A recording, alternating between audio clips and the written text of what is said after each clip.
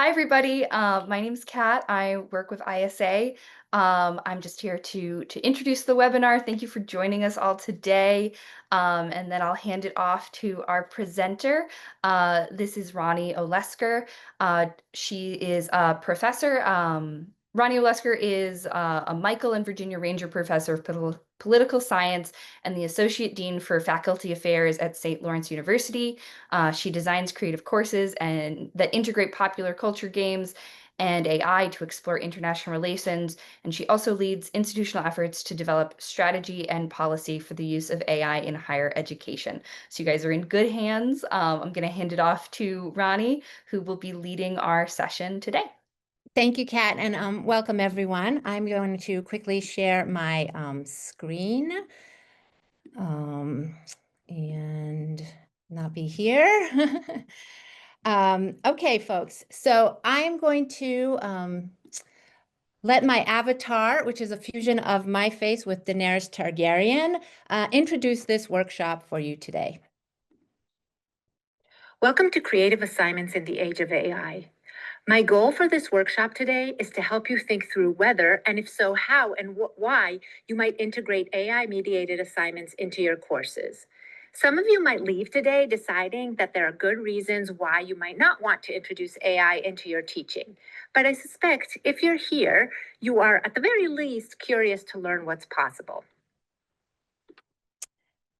Okay, so this is a quick introduction of what you could do creatively with AI. I'll come back to this a little bit later in terms of how you might use it in your own classroom and why it might be relevant and beneficial to do something like this. Before I start, though, I want to recognize who is in the room today. And I'm just putting a timer for myself so I stay on task.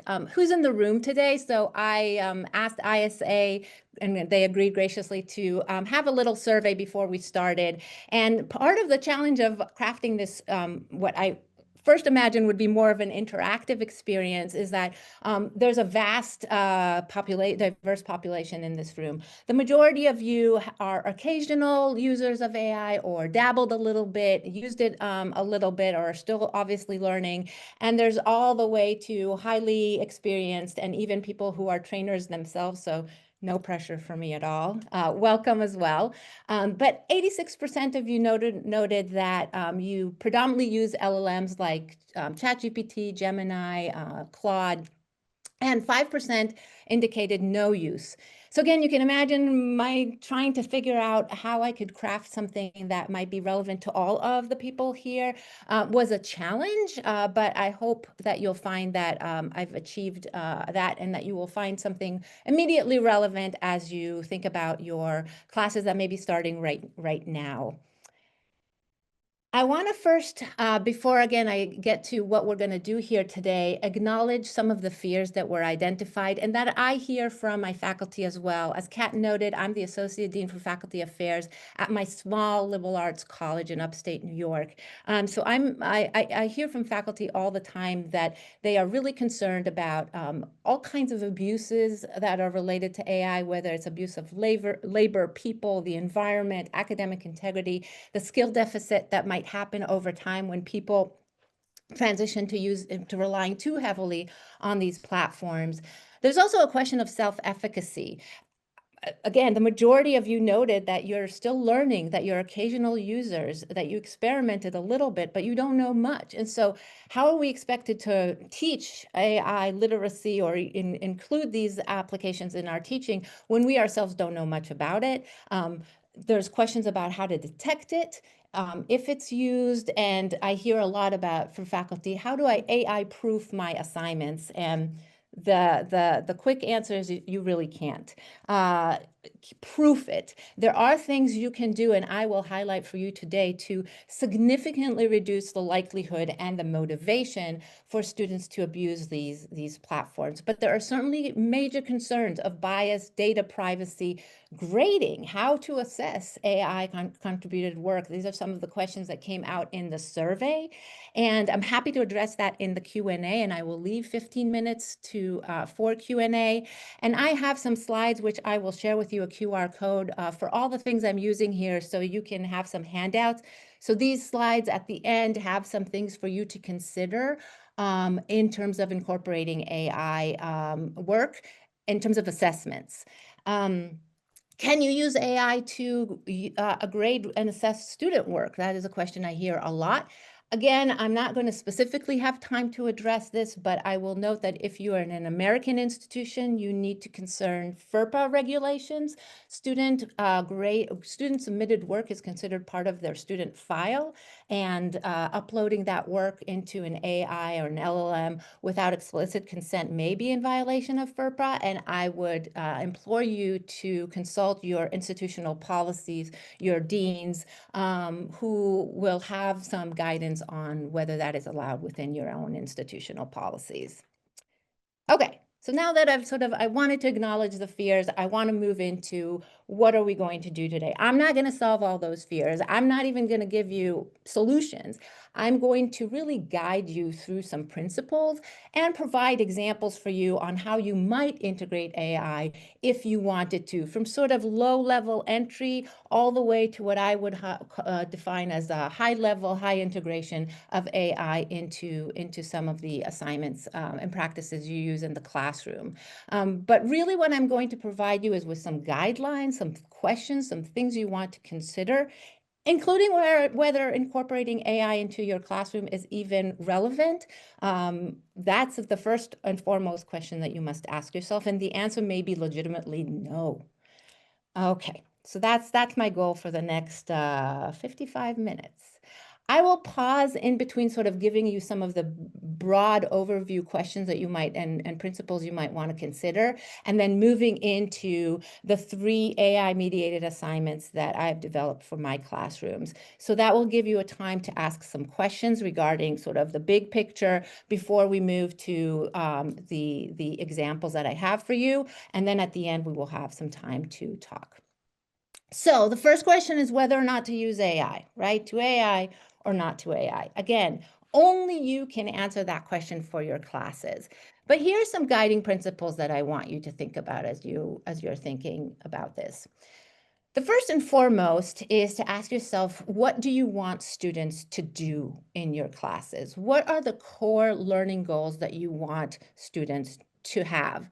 One of the things that I found most beneficial about AI, it really has brought me down to stripping to the core of what good pedagogy is and why am I asking students to do the things that I'm asking them to do. In particular, because AI can do some of the things I used to ask students to do. And so if AI can do it really well, there's the issue of academic integrity, of course, but there's, I think, more fundamentally the question of, do I need students to do this? Now, again, there may be reasons why I still want students to do this. AI can craft pretty good paragraphs. But if I am teaching students how to write as a foundational skill, it may actually become a superpower skill in the age of AI, then there are core reasons why I still don't want them to use AI, right? But that means I'm actually teaching them how to write. But if I'm not teaching them how to write, but I'm assessing them on how to write, there's a disconnect between your learning goal and your assessment. And that's a pedagogy issue, not an AI issue. So I think what AI just does is that it asks us, it really forces us to really critically reflect on what we're asking students to do, what AI can do, right? And what are the conflicts between my goals for my students and what AI can do? Does AI promote those goals, or can it with the right kind of use, or will it hinder? Again, these are not, I can't answer these questions for you. There's not a one size fit all. But these are the questions I would propose that you ask yourself as you're thinking about what to do with AI. If you decide that you want to integrate AI, and I'm going to move from here forward with the assumption you are at least curious about what's possible if you're here, you do have to develop really good policy as clear as possible. And one of the things you may tackle that I'm seeing in our institution is that you may have students who are, for legitimate reasons, conscientious objectors to using AI. And you want to already be thinking about what you might do with those students. Again, there's no one size fits all. You need to develop a policy that's appropriate for your class, or maybe alternative assignments with the alternative assessments for students who do not want to engage with the platform. Again, for legitimate, moral, ethical, environmental, bias reasons that you want to be thinking about. Okay. So again, the first thing I start with as a principle of whether or not to use AI is, what do I want students to do? And what I want students to do depends on what I'm assessing them on. And if, again, there's a disconnect between the learning goal and the assessment, then we need to course correct. I also want to think what kind of skills or knowledge the students will already need to be successful in my class. The way I would integrate AI into an intro class or a foundational skill development class will be very different than a class that's a capstone for my seniors. So in part, it depends on the student level, but it always goes back to what are the learning goals of your class. And finally, if you are thinking that the goals of your class can be assisted with or even advanced with the use of AI, or maybe one of the skills that you want students to learn is AI literacy, is some skills and some engagement with critical reflection on AI, you want to think about whether you're using it as a tool or as a content. And it's not zero-sum game here. You could use it in both ways. Predominantly, the assignments that I'm going to share today are tool-based. They're using AI as a tool. That being said, there are opportunities during the semester when I'm using AI where I could also use it as a content. In other words, by content, I mean that we are critically reflecting on both the use of the system and the outcomes of that use. So when it produces something, for example, heavily biased, or when the guardrails are such in the program that it does not allow you to use it in a particular way. You may have experimented with DeepSeek, and if you ask it something about Chinese democracy, you will not get an output out of that. That's a moment of political reflection. That's a moment where we can use the AI as content. So my point is, it's not one or the other. It can be both, but the kind of assessments and the way you're integrating, you want to know predominantly what your goal is for the AI, and it could be predominantly one or the other. So again, I'm going to focus on using AI as a tool rather than a content. So what can AI do? I'll show you again some of those examples. I've already demonstrated some of those examples throughout this presentation of what AI can do. But you want to know for your assessment whether the AI is quite reliable in the role that you're asking it to do, which means you'll have to play a little bit with the software, right, with the application and see what it can do. I would advise always that whatever your traditional assignments were, put it through AI. Again, you can start with the LLMs if they're largely text-based and see what product you get. If the product is pretty decent, and you would not be able to detect, or you would fail the Turing test and be able to detect whether it's AI, then you might want to reconsider whether that assignment is appropriate, or how you would reduce the likelihood that students will simply resort to replacing their own learning process with using AI. Now, again, I hear a lot from faculty, oh, I put my assignment in and it produced something that it was mediocre at best. So even if the students use it, they won't get a good grade, which should reduce the motivation to do that. I'll just note that students are becoming more sophisticated and AI is becoming more sophisticated with the prompting. And so sometimes you want to prompt it effectively to see how reliable it is in terms of achieving the goals of the assignment. So you want to look at how the AI would do on the assignments, and then you want to think about which tools are most effective, most useful for what you want the students to do. In the course that I predominantly think about and use AI at a high level, I want students to learn how to tell stories for political objectives. So to transmit political messages through storytelling. And for that, the kind of platforms that I use are predominantly visual. So students end up producing sort of a movie of a world that they created with characters that is around a conflict. It's really replacing what we probably a lot of us do in classroom, which is build simulations. Um, for that, I predominantly use visual applications that produces images and videos and so on and so forth, and not LLMs, not the ChatGPTs or the Geminis of the world. So you want to think about which AI tool is most useful. I'll finish at the end today by saying start small, don't get overwhelmed, but I just want to tell you that it's not always LLMs that are most appropriate for what you want to do, but it's certainly a great place to start. Okay. Of course, you want the AI to support your goals, right? So if you find that the AI can, and I already mentioned this, replace the learning of your students, then that's a place to really reflect, to stop and reflect. How can I avoid that? And I'll talk about some of the best practices to avoid that.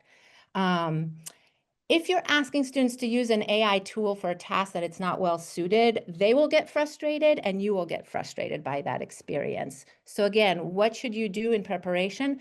Play around with some of the tools that you think you might want to use, put your assignments through those tools and see what it produces, and then redesign your assignments to have the AI contribute but not replace your students' learning. Again, I'll provide some examples on how to do that. And then you want the use of AI to improve their practices, right? And to advance the skills that you are assessing rather than hinder.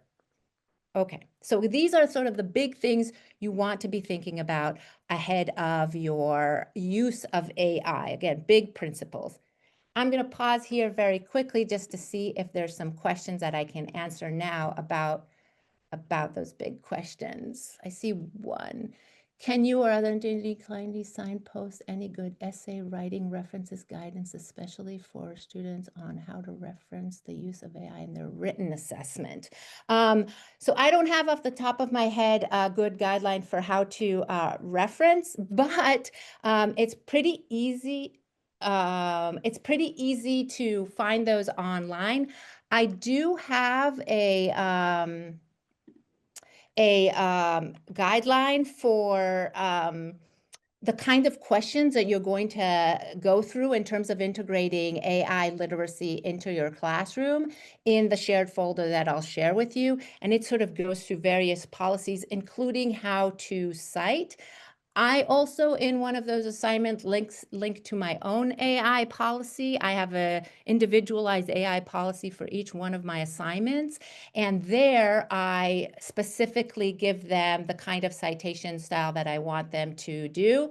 But each citation style already has a platform, if I understand the question correctly, of how to cite. So I use Chicago manual style mostly in mine, and the 17th edition has a citation style for citing the use of AI. I also require students to reflect on each assignment every time they use AI, to reflect on how they used it and why they used it, and submit their chat.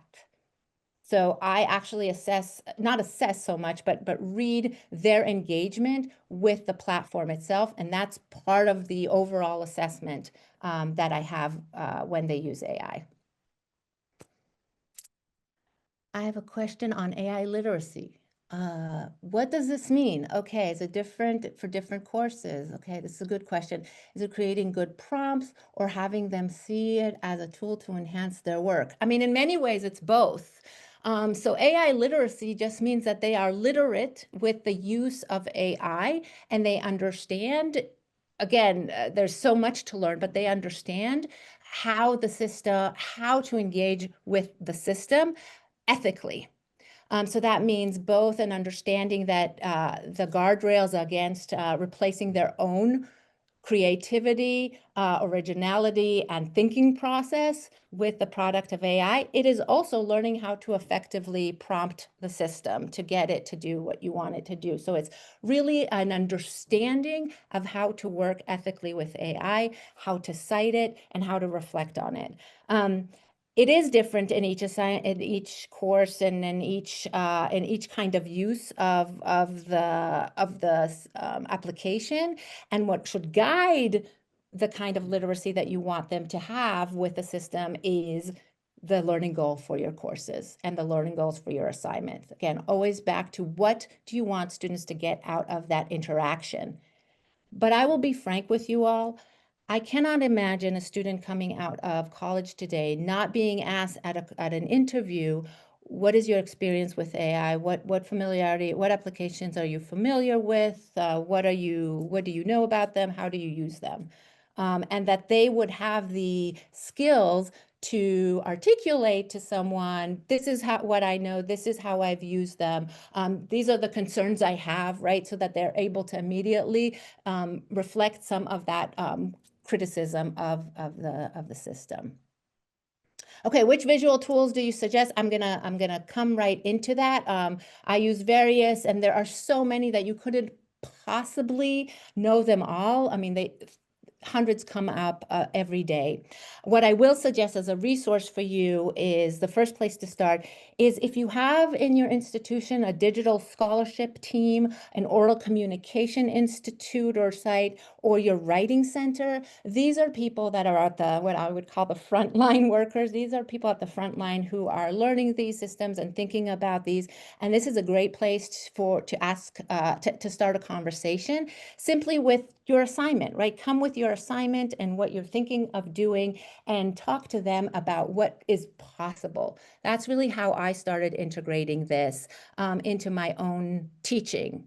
So I had an idea of what I wanted to do and talk to people, and they had introduced me to the various platforms. And then it was really a matter of just going and really sandboxing it, playing around in the sandbox of AI applications and seeing what can be done and what can it do, and going a little bit on YouTube and watching some tutorials. And though it seems overwhelming, I think if you start small, talk to some of your experts on your campuses and look at sort of one application at a time, explore if it works for you or does not, is the best place to start. But I couldn't possibly give you all the list of all the applications. I'll show you some that I use, again, as a suggestion. Okay, I'm going to stop here and move into some of that suggestion. So I will say there are, again, just to reemphasize, there are legitimate reasons why you will not want to use AI in your classroom. One of the things that I find that AI has done for me, two things I will note. One I already mentioned. It really forced me, because I was so frightful. I mean, in spring of 23, 2 months after ChatGPT 3.0 came out, I was about to teach a writing intensive introduction to international relations class. So nobody was more freaked than I about an LLM.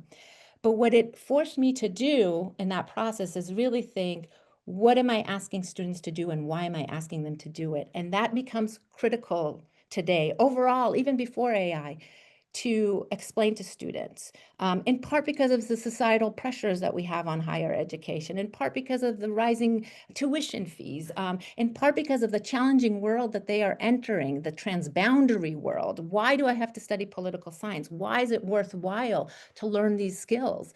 That becomes even more critical, and AI just kind of forces you even harder into those questions and to critically reflect on that. But the second and more surprising thing that AI has done for me is it has unleashed so much creativity in my teaching, so much that I could do now that I could never even think about. And so that's sort of the attitude that I'm coming into the second half of today's session. Okay, so again, I'm going to start in the same way I started in the beginning, with some guiding principles for you. And these are not guiding principles for the use of AI. These are guiding principles for good teaching. It's based on a lot of the scholarship about effective teaching, but it becomes even more critical with the integration of AI. And part what AI can do simply for you is do these cool graphics that take 2.5 seconds with Napkin AI. If you're doing any processes or discussing any processes, Napkin AI does some easy graphics that just enhance the visuals of your presentation. It attracts the students' interest. It also helps you focus. But some of these guiding principles, the 5 guiding principles of good, effective teaching, and certainly in the age of AI, is learning by doing. I already noted to you, no, I didn't do any kind of specific training with AI. I talked to some of the people on my campus, but then I experimented. I did some LinkedIn learning sessions of really on, for example, prompt design. I'm not, again, I'm not a specialist in computer engineering. I didn't know what prompt design or prompt engineering for that matter is, but a couple of hour session on LinkedIn Learning helped me learn. So learning by doing is good for you, and it's really effective for your students. There's a lot of literature that experiential learning is a high impact practice. Also, what AI allows you to do is create a community of inquiry, and that community includes the AI. We become co-contributors, co-creators, what Ethan Mollick calls co-intelligence with AI, where we're creating things with AI, and our engagement in itself is something that is happening in ways that has not happened before. But what happens before and should continue is that you should create a community of inquiry in your class. And in part, AI enhances that for me because I am learning as I am doing. I am not an expert in any of this. I don't think any of us are experts yet in any of this, or few of us are. But what we are learners, and we are learning with our students as we go along. The activity or whatever you're asking students to do should be worth their time. That was always true, but again, with the AI, if it can do it very easily, the assignment that you're asking, then they might ask themselves, and you should ask yourself, why do I need to do it? Right? Why do I still need to craft good sentences in the age of ChatGPT? And there are good reasons why you would still need to have those foundational skills, in part because if you don't have those foundational skills, you can't possibly assess the effectiveness of the output. Okay, and I give my students some horror stories in the beginning of the semester when I do want them to not use AI to learn foundational writing skills, about what happens when people who don't have those critical reflective skills use to their detriment the output that they get from AI. So you want to think about the AI being the assignment being worth their time, and also being fun, because when we're enjoying ourselves, we're learning, we're more effectively learning. AI, one of the ways to reduce, the critical way to reduce the likelihood that students will cheat with AI is to scaffold and localize assignments. Scaffold as in breaking down assignments into the constituent tasks and building, each assignment builds on the previous one, especially if those are localized to some of those exercises happening in class, because ChatGPT doesn't know what happened in class.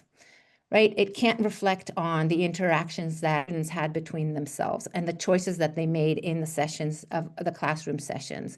So the big assignments that I have, I break them into parts where each part is building on the other, and that reduces the likelihood and the effectiveness, quite frankly, of using AI. And finally, you want to create a strong relationship between students and the instructor. And again, this is true for all your classes. This is true as a way to reduce the literature on academic dishonesty connects very clearly between whether students have strong peer relationships in class or a strong relationship with the instructor. They are far less likely to cheat in those classes. So these are some of the guiding principles that I use. Again, in all my classes, this is just good scholarship on teaching and learning, but it becomes even more acute in the age of AI. Okay, so what can you do with AI? One of the things that I think we don't think about enough today is how important that first interaction is with your students to set a tone, to create a community, to give them a sense of the personality of your course, if you will. The syllabus is extremely important, and that landing page on your LMS, on your learning management system, if your institution uses it, most institutions in North America do, is it's an inflection point where it's the first interaction, the first impression that you're making on students. Now, this is a little cheeky. I started with this when I introduced this session to you all. It's a little bit of a marketing trick, but I think it's important to set the tone of what your class is going to do. So one of the things that you can do with very simple that you can do with AI better than we can ever do before is just create a more attraction and garner the attention of your students to your course. Whether it's because really functionally, you want to increase enrollment in your classes. You want to market and promote your classes. But more importantly, I think what James Lang talks a lot about is that this is the age of distraction. Students are so distracting, and garnering their attention becomes difficult. It's for us difficult because we have this thing with us all the time. And so one of the things that I've started to do, and I would say is a nice entry point, is starting to learn how to use AI to generate attractive images that tell the story of your course. I happen to teach an already creative course, so I recognize it's not fair. I'm a little cheating. It's easy, but I teach a class on Game of Thrones, politics of Game of Thrones. And it uses the fantasy show of Game of Thrones to teach international relations theory. It's really my old course of IR theory, which students were not interested in, and I sneak the spinach with the ice cream through Game of Thrones. You can do this in any course. And one of the things that I do is create sort of images like this and make the syllabus more attractive and engaging and garner their attention so they want to read it. But also the landing page of the LMS can be an inflection point. So here's mine for this particular course to introduce the students. So they don't read a course description, but they actually watch a very short video that tells the story. Remember, that's one of my learning goal skills for my students, to tell a story about politics. So I'm demonstrating to them, learning by doing, what I want them eventually to produce in this class. I'm very shortly going to show you that introductory video. I'm not going to show you a lot. I'll just say that I'm using this with a platform called DaVinci Resolve. And it took me about a day to play around and learn this technology to produce this movie. Are you ready to dive into a world of dragons, dynasties, and deadly politics? This course was born from my obsession with Game of Thrones, a show that didn't just break the internet, it ruled it. At its peak, it was the most watched and most pirated series ever. But behind the blood, betrayal, and battles lies something deeper, a fascinating world of political power, alliances, wars, and strategy, perfect for studying international relations. In Politics of Game of Thrones, we'll use the show as our case study. You'll explore the rivalries between noble houses, the fight for the Iron Throne, and the looming threat from the north, the White Walkers, frozen zombies that seek to destroy all in their path. And we'll ask, what can this fantasy epic tell us about real-world politics? You'll learn key concepts in international relations, explore how scholars study pop culture, and apply those tools to seasons 1 through 3 of the show. No prior knowledge of this. Okay. So you can see I'm already introducing the students to the course, to some of the learning goals, right, and what they might do, but in an engaging manner. And so it already sets the tone for the kind of creativity that they can unleash themselves by taking this class. So my point is not that you need to do these kinds of things and that these are bells and whistles, but rather that AI, and again, I am not a media person, I'm not a digital person. I could never fathom doing any of this even a year ago. But the learning curve was so small to master this kind of stuff. And it, again, allows me to do things in class that I could never do and elevate the kind of things that students can do and give them transferable skills for the workforce that will set them apart from other potential candidates. So really, that's how I think about it. But I want to just highlight that the syllabus and the LMS can really be on point an inflection point for you in terms of your interaction with your students to set that community of inquiry, to set that atmosphere, to set some of the community norms that will happen in your classes. But now I really want to get into the assignments. So here's the QR code for the folder. Please let me know in the Q&A or in the chat if things are not working or this is not opening for you, and I'll play around on my end. And in this folder, you'll find what I talked about in terms of a document that was produced by the director of our Word Studio, Dr. Melody Denny, on integrating generative AI and some of the policies. Some of the assignments I'm going to talk about today, the worksheets that I use in class, and then actually this presentation itself if you want to go back and review some of the notes. So let me jump right into the first assignment that I use. So this I would call low-level entry point assignment that might be useful for you to explore in your class. One of the things I do is that I have students brainstorm and concept build a concept of international relations in the classroom. In preparation for this assignment, they will read an assigned reading. In this case, it will be one of the chapters in John Mersheimer's book on offensive realism, and the goal is to really understand the theory of offensive realism. So back in the day, right, we may have done some group work exercises, and maybe I have discussion questions ahead of time, and maybe I have them write some of the core principles of the theory. But now I do something a lot more creative. So what the students do is they read this outside of class. They come to class having read the chapter. Do I know that they, in fact, by the way, read the chapter for sure? I do not. Can I proof the fact that they could put it in an application, for example, like Notebook LM, which does a pretty good job at summarizing any kind of reading and content, even producing a short podcast on that content, that they use that platform to get the information? No, I cannot. But as you'll see with what they're doing in the class, it either forces them to come back to the reading and do some close reading, or they're teaching each other about the reading, in which case they're getting the knowledge that I need them to get. And I'm not particularly concerned about whether they have read it, because close reading is not one of the learning goals in my course. If close reading was one of the learning goals in my course, then this would not be an appropriate assignment because I could not assure that they were doing the reading.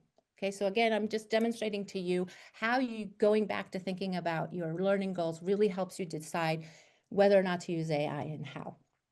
Once students have read, they come to class, they're broken into groups, small groups, and I ask them to pull out 3 to 5 core concepts of the theory and discuss what those are and decide within their group what those are.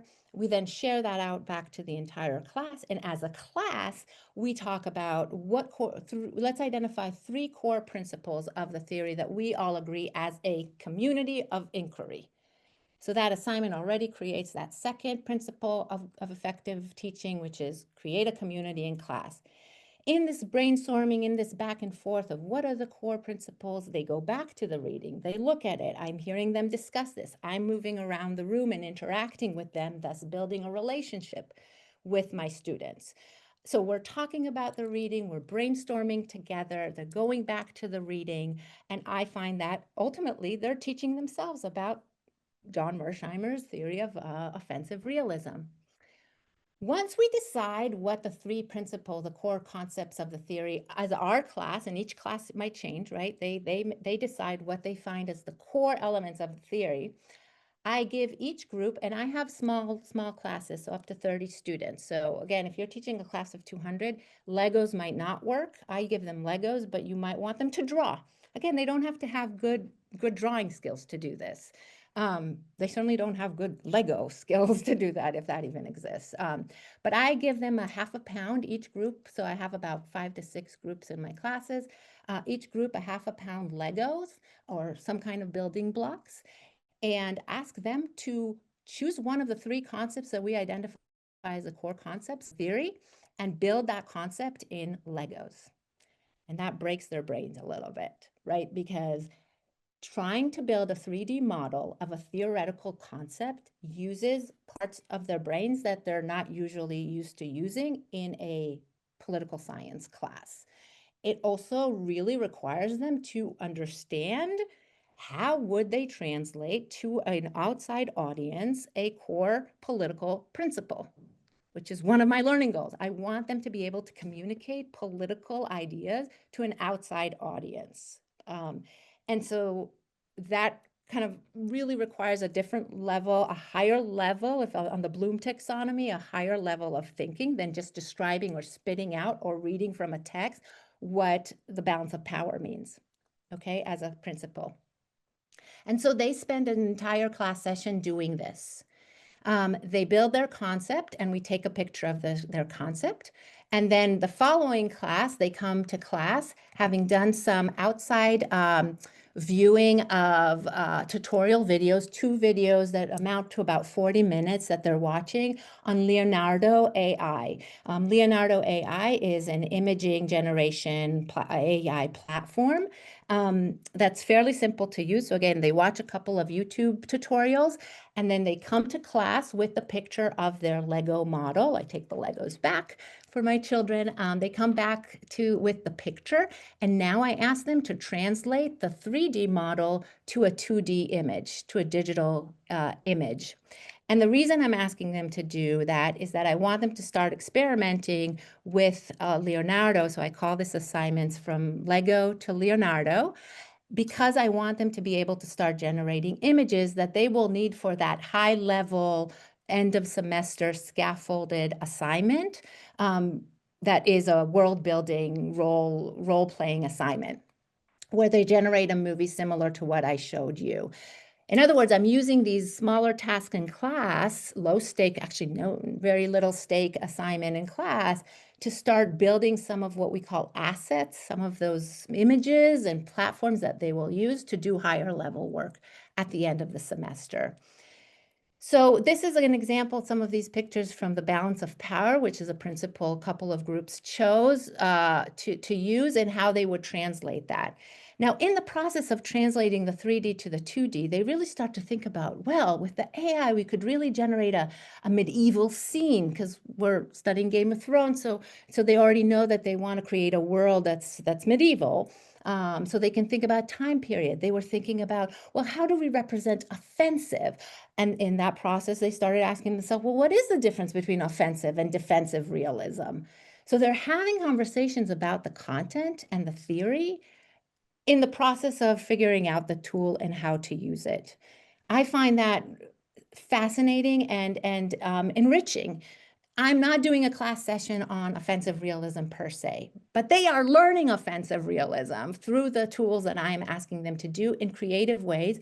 That is, again, they're all interacting with each other. Nobody's on their phones. They're on computers because they need to use Leonardo. They're talking about the theory. They're talking to each other, and they're building a community of inquiry. Check, check, check on all those good high impact practices of teaching. So this is a really easy way to introduce AI into your classroom. And then I ask students to peer review each other. So they have to defend their choices, both in how they built the concept in Lego in class and how they translated it to an image. They have to defend that, explain what concept they use, and how that concept is evidenced by the images and models that they created. So again, they're talking a lot about balance of power, right? They're talking a lot about hegemony, anarchy, whatever concept they chose. They're talking a lot and understanding it at a deep level, right? And I find that really, really useful. This took 2 sessions, 2 class sessions for 1 chapter on offensive realism. And that's the cost of all of this. These are high impact practices, but you will have to give up content. Now, this is a choice I'm willing to make because I think the end result far outweighs the cost, but there is a cost. So this took 2 sessions, and at the end of this session, they each individually write a reflection, which AI could not do very well for them. On that whole process. What concept did you choose? Why did you choose it? So they connect back to the original reading. How did the model that you created in Lego help you demonstrate that? That's analytical skills that they have to demonstrate. Tell me about the process of translating the 3D to the 2D, right? Again, ChatGPT won't be able to tell them what they've experienced in class. That's the localizing the learning.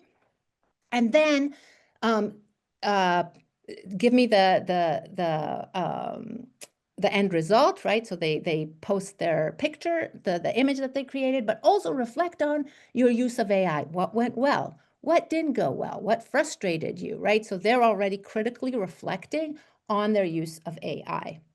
So this required of me to play around with Leonardo for a couple of days to understand how it works. It did require me to spend a class session, 20 minutes or so in class to introduce them and walk them through how I use AI, Leonardo, and show them by doing themselves, and then allowing them the time to do. So again, 2 class sessions for one topic.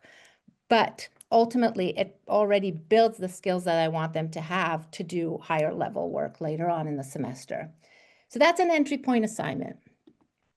Another assignment that I use that I'm going to walk actually much faster through because I don't think it's that innovative or new. It's just that the AI enhances what you can do. And it gets me a little bit to talk about grading, which I know is a concern about how do you assess AI produced work. So I ask students increasingly to produce infographics. Again, this is not new. We've had infographics for over a decade using in class. But what I ask them to do is now a higher level of product, because AI does a lot of the work for them in design. And so I have students use Canva. And again, I spend a class session teaching them Canva. You don't have to be a master in Canva. By the way, increasingly, I find that students come in with some skills. I've asked you to reflect on what skills are students coming into your class, and what skills do you need to teach them. So I do survey the students at the beginning of the semester to know what skills they have. But I teach everyone. We have an hour and a half workshop on using Canva. The person who teaches that is the director of our writing center. So again, it doesn't have to be you. There might be resources on your campus of people who could do that workshop for you. And it teaches them effective design, the things that they have to think about in communicating visually with little text. And the reason I ask them to do that is increasingly that is how the population around us is absorbing and getting and communicating political messaging, right? Most of our students are, most of society, quite frankly, is getting their information on social media, and it's in a visual manner. So I find that it's really useful for students to have these kinds of skills to communicate political messages visually.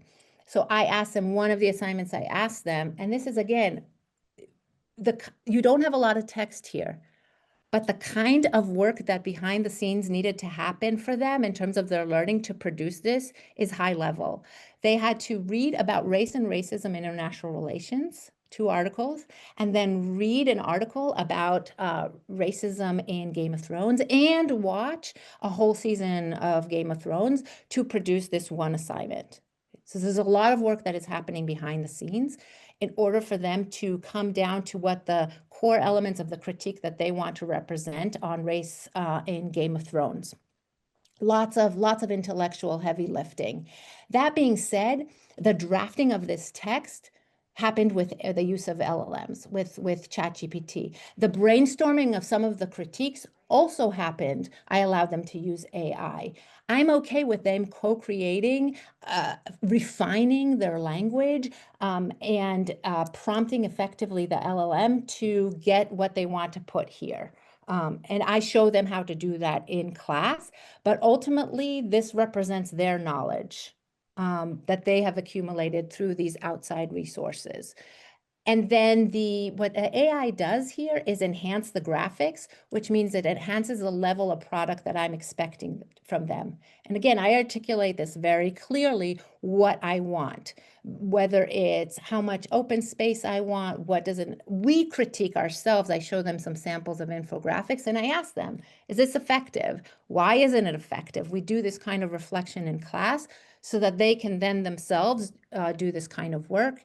And then I ask them at the end of when they submit this assignment to reflect on how they've used AI and to give me the citation of that use and the chat. So they actually give me the printout of the chat that they had, either with an LLM to produce the language or how they prompted Canva, because Canva itself has AI applications now, how they prompted Canva in their production of this assignment. So they cite it all in Chicago manual style and give me that exchange for me to review. So this, again, high-level skills, reflection, and integration of AI.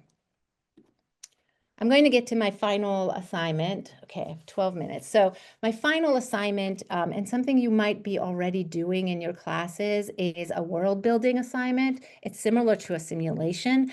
Back in the day when I did a simulation, I predominantly wrote the simulation myself, wrote maybe not the characters. Sometimes I allowed students to develop characters, but in most times I developed the teams and the identity of the teams.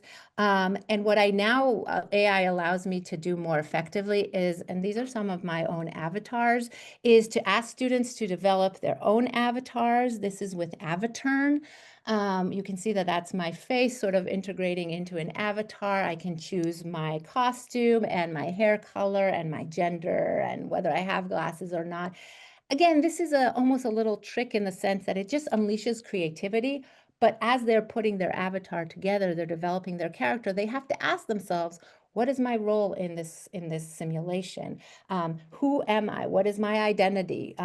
What is my IR orientation? Am I predominantly cooperative or offensive? How would I solve collective action problems? I prompt them. I ask them to think about all these things. And in the assignment, what they're really doing here is building a world in which, based on on Game of Thrones. So if you know a little bit the story of Game of Thrones, it's different houses that represents families, which really represents nation states that are all vying for who will be the hegemon of the system by sitting on the Iron Throne and ruling over a fictional continent called Westeros. The students are engaging in something similar in that they have to build a house for themselves with their geography, their economy, their trade relations, their IR orientation. What is their approach to anarchy? Does anarchy mean order? Does it mean violence? Does it mean freedom? Again, this relies on all the content that they've learned throughout the semester. And they build an identity that's represented by a house sigil. These are some of the images that they created, and they created this image many weeks before we get to this final 6-week scaffolded assignment at the end of the semester, when they did a workshop on an application called Midjourney, which is another very, very effective image generation application. So we do a workshop on this, and part of the task, the deliverable that they have to have, just like they needed to with the Lego to Leonardo, is have an image.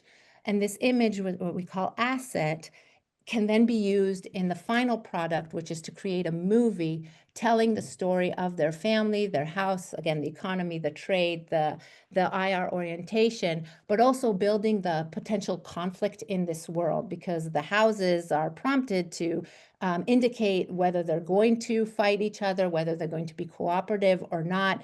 And then based on what they produce, I co-create with them and an LLM, the story of the conflict. So based on sort of the houses and the economy and what they're indicating, if two houses are indicating that they're going to go for sitting on the Iron Throne, then I am going to write up that's a potential conflict in this world.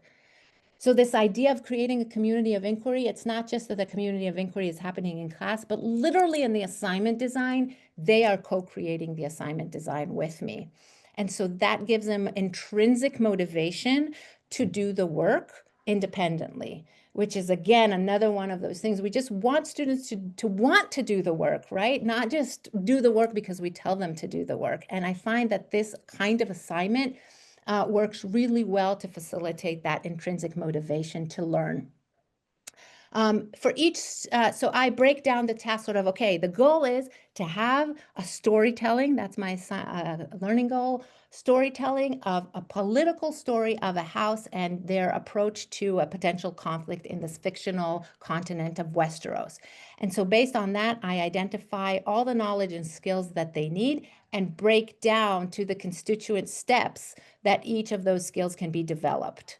okay, going all the way back to the beginning of the semester, and then use all the class time and the workshops and the training to build those skills so that they can get to the end of the semester and produce something like this. And again, I'll just show you a snippet of one of the movies that a group produced last spring. I want to note to you that they come in knowing nothing about Game of Thrones, quite frankly, but also nothing about AI use in particular. They don't come with any skills ahead of time.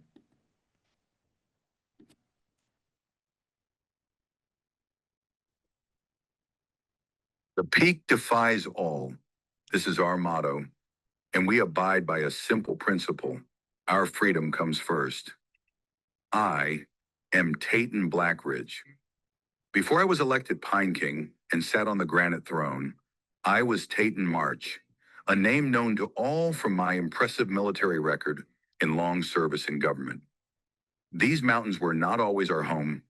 We came from the plains of Dorne in the Reach, nothing more than peasants with the clothes on our backs and the promise of freedom in the mountains. But now these mountains have become our home, their towering heights providing refuge from the oppression and poverty of the southern houses. We have guarded this freedom from both Dorne and the Reach, a feat that should not be taken lightly. And from disparate people and steep slopes, we forged new families, new houses, a new nation, one peak to defy them all. Fighting for us is a constant. Our need for farmable land to feed our growing population leads us to raid deeper into the Reach, and conflict with Dornish border forces always simmers. Okay, so you're already hearing a little bit about what's happening here, right? There's some economy, some topography, right? The geography, how they're using that as defensible borders, their approach, the conflicts that they face, their approach to conflict. Later on, there's much more, including introducing their characters that they develop throughout the semester with clear IR orientation and strategic goals. Again, this was all done in the course of one semester. So there's really a lot of creativity and learning that can happen by integrating these platforms that I'll note to you, they are not familiar with ahead of time. So I'll summarize here and suggest a couple of resources of where to start. My goal was hopefully not to overwhelm, but to show what is possible with a very small learning curve. One place I think you might want to start, I'll give you a couple of book recommendations, and a lot of the data and the scholarship that I'm using to support what I'm doing comes from these, but many more, but these are good places to start. The first one is Teaching with AI by Bowen and Watson. I'm sure many of you have already heard of this book, if not had it. You might want to I created a book club for our faculty last fall with this book. Eddie Watson is also leading some workshops through the AACNU that you might want to check this fall on teaching with AI in large based on this book. That's a great place to just start thinking about it. Another great place another great book that I highly recommend that came out more recently is The Opposite of Cheating. I noted and cited these two authors, Gallant and Redinger, who are excellent scholars on the science of academic integrity. And again, the cliff note of this book is there's nothing new here in the sense of this is a silver bullet to combat academic integrity in the age of AI. No, there's not that. But it's a wonderful reminder if you already know this, and lots of us, if we've been doing this for a while, know this, but also a good introductory to excellent teaching and learning practices. And again, I've already noted those. Learning by doing, community of inquiry, building relationship with your students, scaffolding your assignments, being very clear with your policies. All of those are just good teaching practices. They just become even more acute with the introduction of AI. So start small. Sorry, not start small is next, but start with your learning goals. You've seen me repeatedly go back and enumerate to you or remind you, this is what I want students to do. And hence, I work backwards in terms of what that means and whether AI is appropriate and then which AI is appropriate. So backward design your syllabus. You see that content is almost not irrelevant, but is always in service of those learning goals. It is not the goal. Start small, as I noted. Again, pick a platform, pick one assignment, one learning goal, look at what assignment assesses that learning goal, and then think about where AI fits into that. Put that assignment through AI and see what the output is. Do that numerous times with different kinds of prompting. The iteration is very important in the process of seeing what AI can really do. So one time putting it in and getting something out might not actually get you to the potentials of what AI can do with that assignment. Also, start with your policy. So have a clear policy, even if the policy is not to use AI in your classroom, and be as transparent as possible when you're talking to your students about why you don't want them to use AI. You really have to make that justification.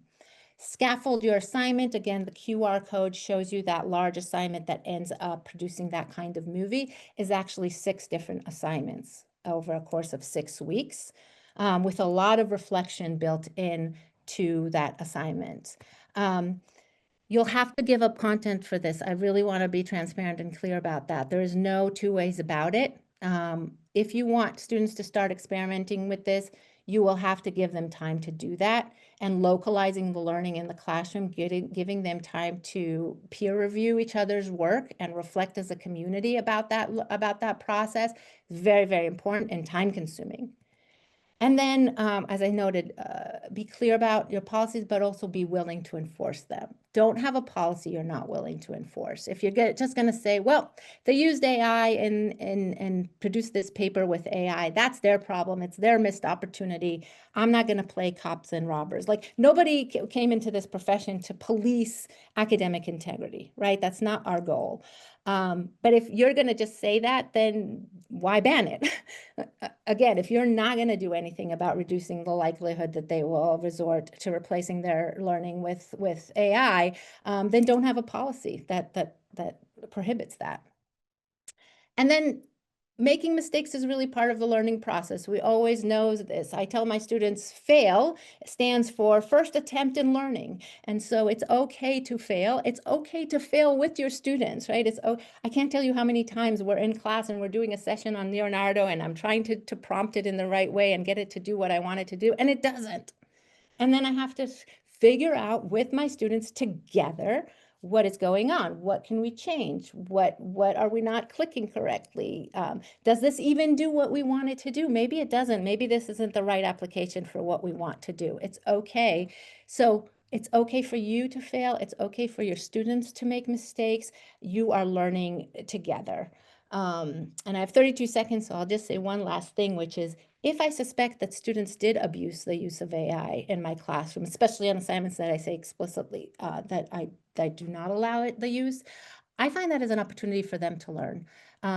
So first of all, if I do all these scaffolding, localizing the learning, I know their voice because I've seen them do work in class and suddenly there's a mismatch. That opens an opportunity for me to have a conversation with them, but I use that conversation not as a moment to catch them and hold them accountable, but rather to teach them why I want them to use the platform ethically. So that's the time I wanted to use and to give us 12 or 13 minutes, and I'm happy to stay after. Here's the QR code again for my Google Drive, my folder, which I'm hoping is opening, but I see a lot of chats and questions, so I will get to that and actually stop sharing, so it'll be a little easier to read those. So Kat, do you want to help me with some of the questions that came up? Yeah, sure. There's no questions in the chat, just a lot of people saying how much they enjoyed the presentation. Oh, thank you. Yeah, and but there are some in the Q&A. So we have someone, can you share some of your favorite horror stories of poor use of AI tools without foundational skills? Which ones have the most impact in your experience? Which have the most impact? The horror stories which have the most I impact? assume, yeah, which horror story, yeah. Yeah. I think that the easiest one is that I actually show them in class. Example. First of all, one of the things I do is I give them a Turing test. So was this AI or is this human generated? That's always fun and facilitates a lot of interesting conversation. I show them assignments where students did an assignment where it fabricated the citations. And so I tell them, and I don't actually tell them how we find out because I don't want to give them the tools to really, but it's easy, right? I mean, they can figure it out. Just Google the reference and you'll see that the author exists, but not that case, that article or whatnot. So I show them some of that's a common mistake. We call that hallucinations. I tell them the story of Cohen, Trump's old previous, who's in jail, was released, I believe, attorney who used ChatGPT to write the brief in his own appeal that fabricated case law. Right? So that can be high stake devastation. Now they all laugh and it's really funny, but I tell them if that is you and you are going to submit a brief on behalf of a client that you represent, because lots of them want to be lawyers, that you use ChatGPT, be aware, right? And you don't have the critical reflection skills to even assess what the output is. So it can be as high stake as that, or as low stake as I can't even recognize whether this is good or not. Very good. Awesome. And then we have one more question. And if you have any questions, anyone who's here, feel free to put them in the Q&A or the chat. But we have a question. What about accessibility issues for students who have some physical or cognitive concerns? Yeah, so again, not just cognitive, but conscientious objectors, again, those concerns. So what I do is I always have an alternative policy. Although I'll be frank, in a course like what I just demonstrated, they can't possibly they can't participate in this class, right? It would not be an appropriate class for a student who, for cognitive reasons or for other accessibility reasons, cannot use these platforms, and that's okay. But in most of my class, this is a really high level use. In most of my classes, I have an alternative assignment. And that's what you would do anyway with accessibility issues, right? If someone cannot, for various reasons, produce or be in a class, right? They cannot be physically in a class because of something that they have. They have a concussion. Lots of our students are athletes and they can't come to class and they can't use computers for 2 or 3 weeks. I create alternative assignments where they can submit, where they can achieve the learning goal, not by using AI. But I have to reflect on that ahead of time. It's not something I want to try and problem solve when the issue arises. And working very closely with your accessibility services on your campus to say, hey, this is what I'm thinking about for my students to do. What can I do for a visually impaired student? Right? What are some of the alternatives tasks that I can do if that is the case? And one more question has come in that time. Can you cite some of the favorite AI tools you or your students find most useful for learning? Yeah. The tools that I use by far the most are Midjourney for the visual creation, but Midjourney is a paid application, unlike Leonardo and DaVinci Resolve, which are free applications. Canva is free. Now, all of these have a paid version, but the free does a lot. I do a lot of so those movies are all free with DaVinci Resolve. So Midjourney is by far my favorite for image creation. And I love Runway, which is those short clips like the clip that I had in the beginning. And that clip that I had in the beginning is a fusion of my picture, my face, with Daenerys Targaryen, which is a character in Game of Thrones. And Midjourney created that image, and then Runway, which has free application, but you run out of credits pretty quickly, so it's another paid application, can create a little short video for anything. So I do a lot of my concept introduction. I flip my classroom, so I have students do a lot of the basic learning, right? The lectures that I would normally give in class, a 15-minute lecture, is done in ahead of class, so they watch that. And in that, I inject a lot of like a puppy talking to them about anarchy and international relations. And boy, does that get their attention. Now, again, these are tricks, right? Like it could be my face and I could be telling them an old school is just fine. But I want them in those 15 minutes to be glued and listening to me and not being distracted by Twitter and TikTok and whatever else is pining for their attention. We're just competing with so much more than we were before. So I love Runway to do those things. It's a 30-second clip. So again, it forces you, try to describe anarchy and international relations in 30 seconds. I mean, for you, it's a rhetorical exercise that's worth engaging in. Again, it just sharpens my communication skills as well. So I would say by far I use DaVinci Resolve, Midjourney, and Runway the most in my teaching. And you will notice none of them are sort of ChatGPTs of the world. Cool. When new technologies are introduced, there are always different perspectives among faculty members. Could you share any experience of how the incorporation of AI has been received on your campus? Have there been issues with deniers, or perhaps cases where some professors spend a lot of time with AI and less time on actual content? And then thank you for sharing your interesting experiences. Okay, thank you, Antonia, for that question. Yeah, I'm happy to do that. I will say that and I think this is similar across campuses, the story of our experiences of faculty with AI emerged from total denial to existential crisis. That's where we started in November of 2022. To this is not about me and I don't care and it won't influence me, to where we are now. And I just did a survey of our faculty recently, to predominantly understanding of our responsibility to educate our students in AI literacy. Someone asked about AI literacy and what that means. I think we have a responsibility to guide our students with thinking about what this means for them as human beings, and certainly as international relation professionals, if they're not going to be scholars. The majority of my students are not going to be scholars, but they're going to be professionals. So what does that mean for them? Really to start integrating that into my classroom. Again, it could be content, right? We could talk to them about automated weapon systems. And what does that mean, right? If Terminator is running the show on the battlefield, what does that mean? And introducing that as the content.